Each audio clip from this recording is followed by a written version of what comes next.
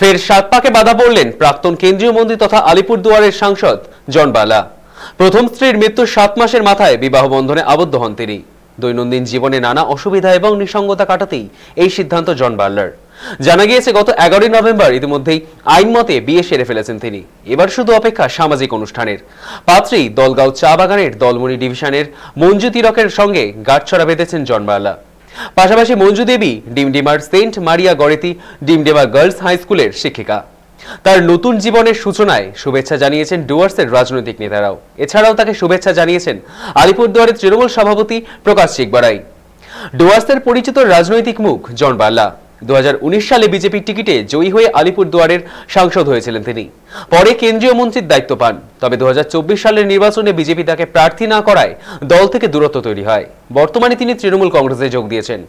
রাজনৈতিক জীবনের মতো ব্যক্তিগত জীবনেও সদ্য বিবাহিতা স্ত্রী মঞ্জু তিলকের সঙ্গে নতুন অধ্যায় শুভ সূচনা করলেন জন বার্লা।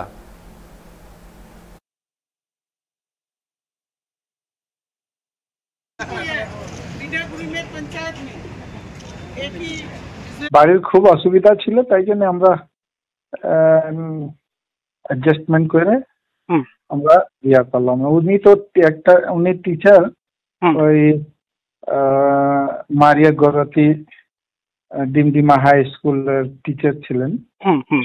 হ্যাঁ, এখন আছি। আর এখন বাড়িতে খুবই অসুবিধা ছিল, তাই জন্য আমি এই বিয়াটা করলাম। চার্চের বিয়া হবে মার্চ মাসে। হ্যাঁ, 1 ডিসেম্বর হয়ে গেছে, তাহলে এটা তাড়াতাড়ি হয়ে গেছে। এখন ফর্ম ফিল আপ করতে হয়, তাহলে এই ডিসেম্বর মাসে হবে না, আমার চলে যাবে ফেব্রুয়ারি মার্চ মাসে যাবে। তখন ওই চার্চে বিয়া হবে, ফাদার বিয়া দিবে। আচ্ছা, তখন আমি প্রোগ্রামটা করব।